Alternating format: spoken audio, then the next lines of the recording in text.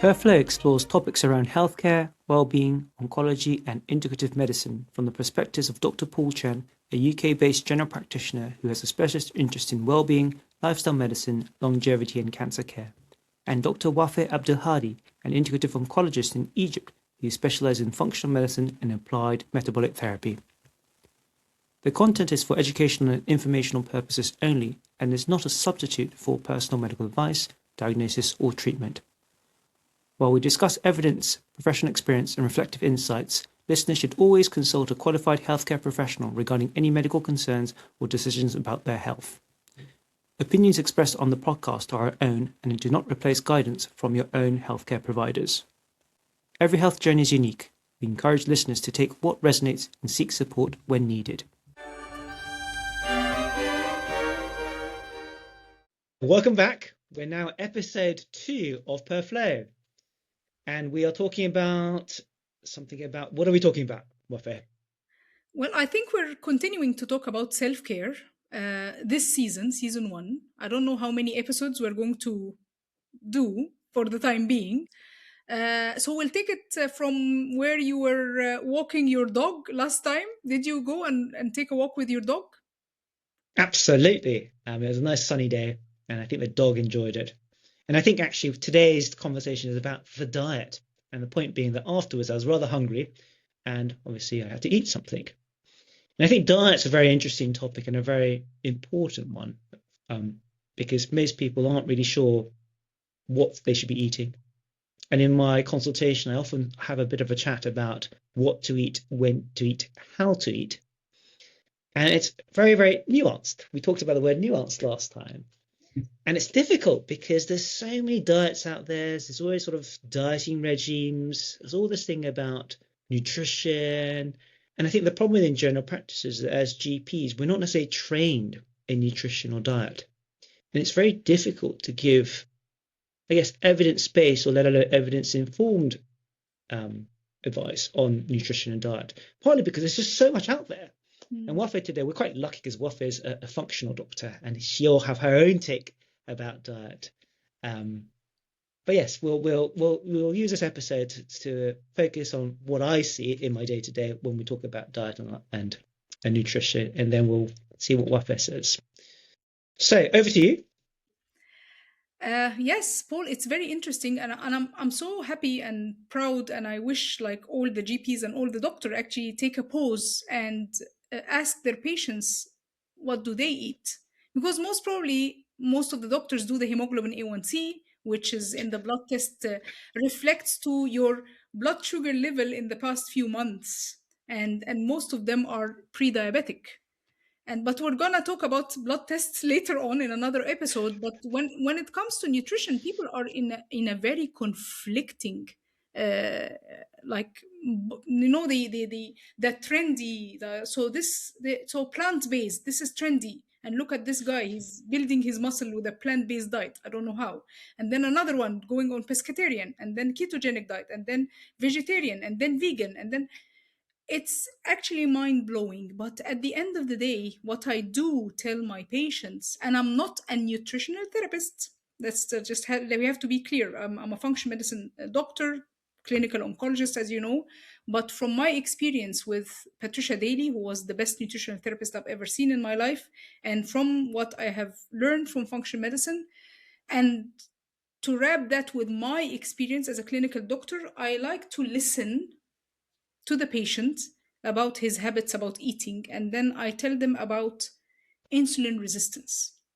So no matter what you eat, you have to think about insulin resistance. And I like when you said, Paul, what they eat, when they eat, and how they eat it. Did I say that correctly?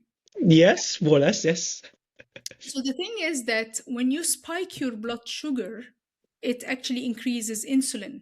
So insulin spikes are extremely important because when you are eating all the time, you spike your insulin. And when you spike your insulin, you spike your cortisol.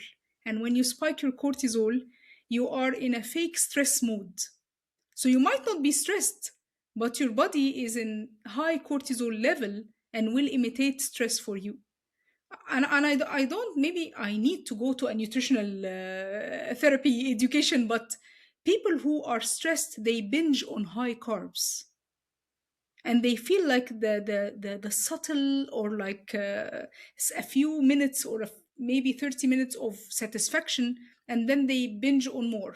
This is food addiction. We'll talk about it on another episode. I don't know how many episodes we're going to make. However, what I would really love is for people to think, what are they eating in the morning, what are they eating in the for lunch, what are they eating for dinner, provided that that person is not on a strict diet and he's eating 3 meals per day.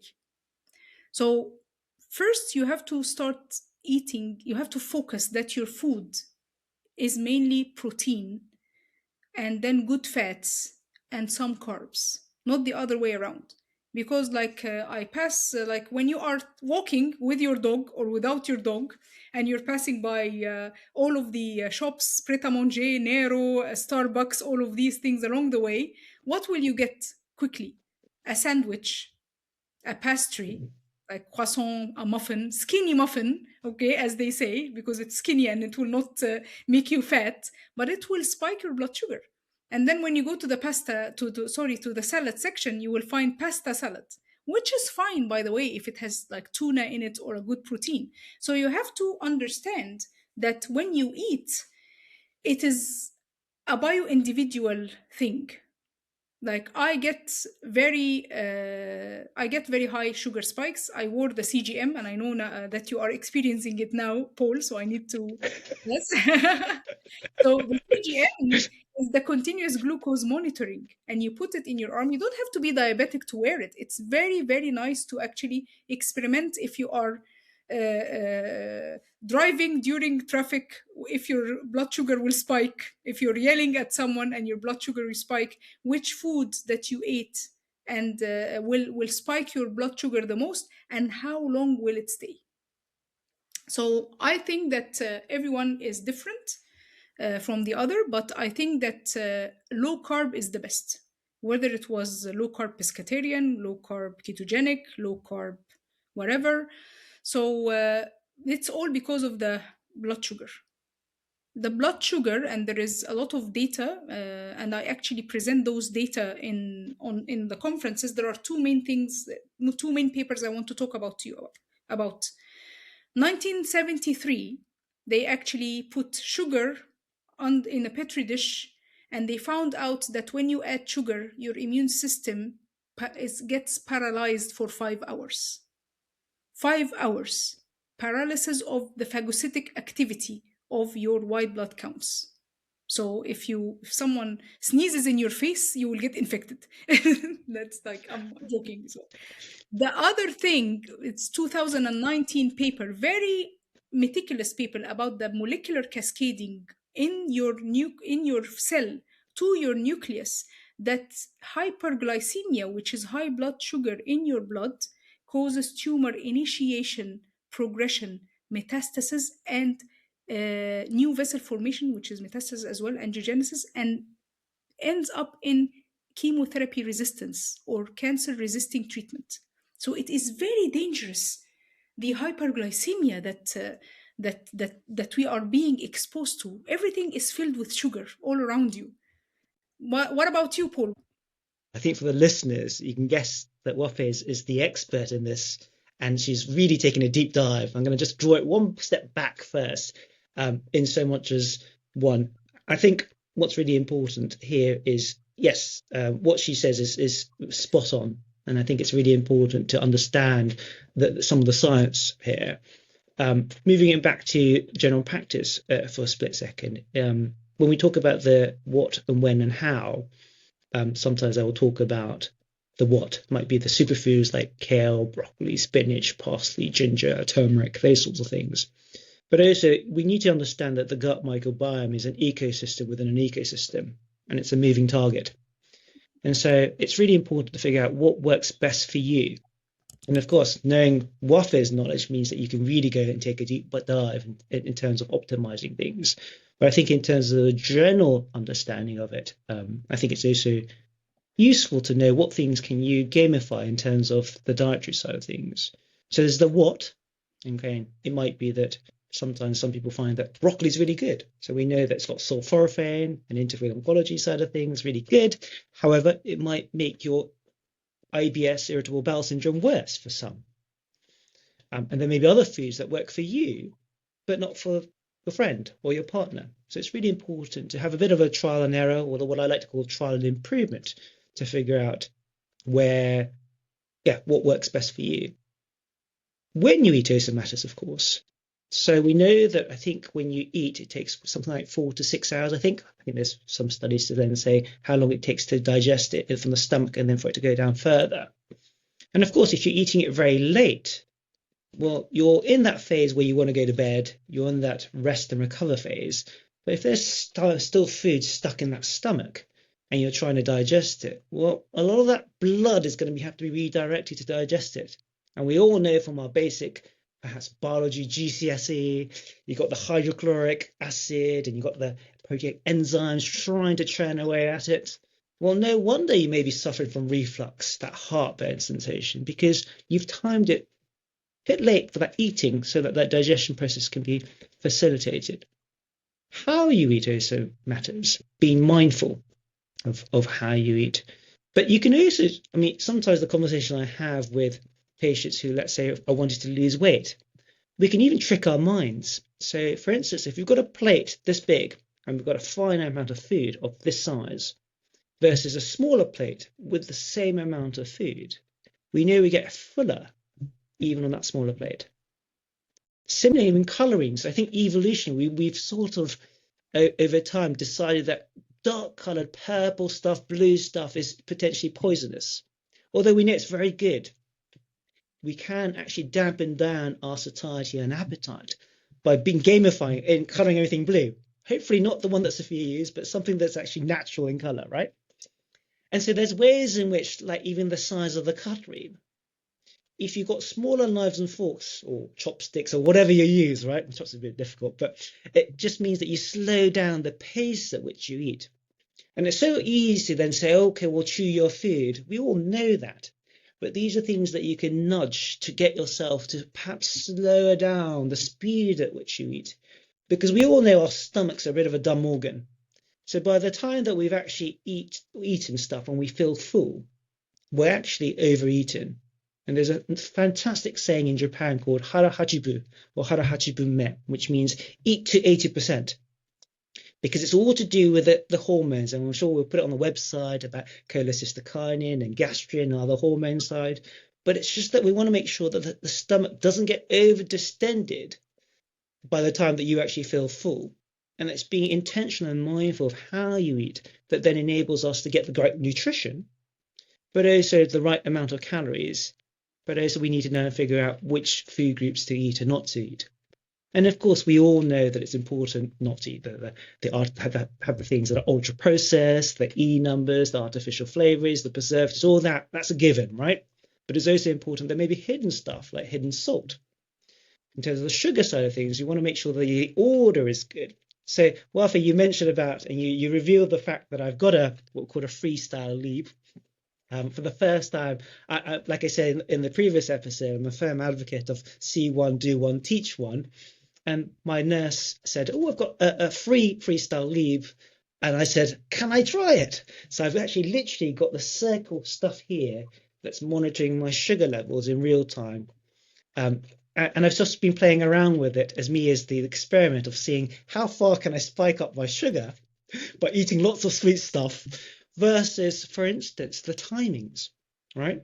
So as Wafaa mentioned, in terms of the sequence, some aspects of sequence of what you eat, I've noticed that if I've eaten a good, decent meal with a lot of vegetables and then I have my dessert, that sugar spike is less so. And sugar spikes are not great because we know that links to inflammation and insulin resistance, and we could take a deeper dive of the science at a later episode. But it's also sometimes useful to know that, okay, it's not all about knowing the metrics, but sometimes it's really useful to know how you operate and then what you can do to navigate it in a way that it works for you. Just wondering, what are your thoughts with all this and me being a bit proactive myself, Wafaa? This is fantastic, and we should all eat with chopsticks so we can actually eat slowly. Slowly. Because with chopsticks, actually, we will eat slowly and we will eat mindfully. Unless you're eating, of course, sushi and you're stuffing like a big piece of sushi in your mind and you're just very eager to finish it so that you can eat the next. However, like eating mindfully, because when you eat slowly, as you say, number one, you will chew better. So you will make the rest of your digestive system more at calm, and you will improve the post-absorptive state. So the nutrients can actually reach better to your system, and you will get benefit from what you are eating. uh, Talking about one of the best groups for eating, and but I wanted to mention something because talked about eating the veggies and then the dessert and your sugar spike. There has been a scientific paper comparing between vegetables, meat, and rice, and which, when you eat first, spike the sugar the most. So when you eat the rice first, then the veggie and the meat, this is your highest spike of blood sugar. But when you eat the meat and the veggies, then the rice at the end, then you have the lowest spike in your sugar. And because of, like, I'm Middle Eastern and we have a lot of sweets and treats, etc. I don't tell my children or my friends not to eat the sweets. I tell them, but I told them, like, in summer, why don't you eat a slice of watermelon before indulging into your sweets? Because you will change the tongue, the perception of tongue to sweets. When you eat a watermelon, when you eat a kiwi, when you eat strawberries, I don't think that you will need to eat the desserts afterwards. But anyways, it's a a process that you have to go through. You cannot change your eating habits all at once. But anyways, from a function medicine integrative oncologist point of view, broccoli, as you mentioned, is fantastic. It modulates the inflammation in your body. And I actually teach people how to make your food more functional. So when you never eat the cabbage or the broccoli or the kale raw. You have to steam them, and then you stir fry them with olive oil. You add some garlic, and you add some Himalayan salt, pepper, freshly grounded pepper, and then maybe some curry, which has curcumin in it. It has coriander. It has all of these nutritious herbs that actually trigger or act on modifying your genetic expression in your body. For instance, like my mom, may she rest in peace, she used to, whenever I had a stomach pain, she used to actually boil for me caraway seeds and cumin and anise seeds and and fennel seeds. And then she would give me that. And this is the best medicine ever. We have to go back to our roots, to our ancestors, how people used to treat themselves without needing the medicine. It's let food be thy medicine and medicine be thy food. So it's the food groups that you should eat. You should concentrate on them, and then you should concentrate on how to make them more impactful for your body and enjoy it, because healthy food is, it tastes really good when you cook it the right way. Like I passed by the supermarket. I found out some, how I am fond of noodles, Paul, but then I can't eat noodles because they have gluten, and then we're going to talk about gluten in a separate episode. But then I found buckwheat noodles. So I got the buckwheat noodles and I made them stir fry with some shrimps, soya sauce, and of course you have to check a good soya sauce source, and some rice vinegar, and some sesame, and some chopped vegetable stir fry. It was fantastic. And it doesn't take a lot of time. So you have to prepare yourself. Like last week, it was very busy for me for numerous reasons. So, but today I decided to, well, if you are busy, you're gonna eat crap unless you prepared for it. So I did some flaxseed crackers. I smashed some avocados in a jar, and I made guacamole with garlic, salt, pepper, cumin, and lemon so that it doesn't go black. And then I made a pesto sauce. So whenever I am hungry, I have my cheese, good cheese. I have my pesto. I have my guacamole, and I have my flaxseed crackers. You know that flaxseeds actually modulate the TP53 gene, which is a gene for longevity with the SIRT1, and it actually it protects your cells from developing cancer. And I'm sorry that I keep bringing back cancer, but this is my specialty. What do you think about those little small tips? Because we're not gonna like discuss. We're not. We're gonna make like what do you say, a cooking workshop on the podcast now. Oh, absolutely.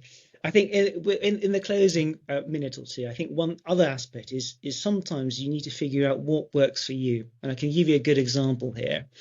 I know that I have various fruits that I like. And kiwi, for instance, I know you mentioned this earlier, hadn't featured very high up on the list of fruits that I like. But I know over the course of time that for me, kiwis make me feel better the next day. So my regime at the end of the day is to have some probiotic yogurt drink and then actually have a kiwi at the end of the day, and then go to bed. Okay, it's probably not so good for the stomach, but I know for me it works. So I think for the listener's perspective, it's important to figure out it's not just about what food you like. I mean, it's like we're not talking about indulgence and the dopamine kick of having the extra bar of chocolate. It's actually saying what really makes me feel good in myself internally. And it might be like the freestyle lead, it gives you the metrics, right? So I know that the timing matters and what I eat and what next. But also it might be that you think I had just yesterday, I remember, I had a situation where I actually leaned into ChatGPT and saying, I'm a bit hungry. Is it better for me to have something sweet or something salty? And it churned out the results saying, depends. Of course, if you've got cardiovascular risks of heart and strokes and hypertension, high blood pressure, sorry, then of course you don't want to have too many salty stuff. But if it's of the two, like being for like, then it's probably better to go for the salty than the sugar, within reason, of course. But even that knowledge is quite interesting because I've had to look it up because I was thinking to myself, how would it respond to this? And it's only because I've got this that I actually asked that question intentionally.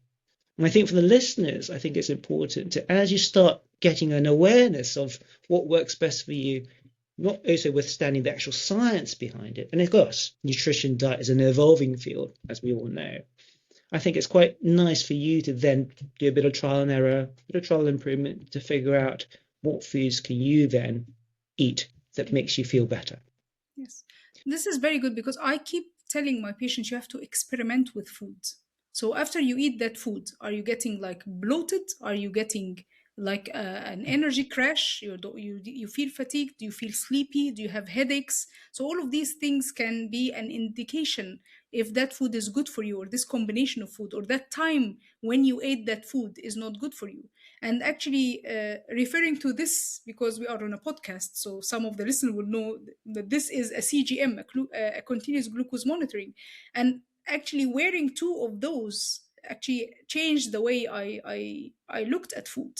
And sometimes when you go into a gathering or an outing and a lot of people like offer you some stuff, what you can do in a very polite way, oh, this is fantastic, but thank you very much, I do not need it right now.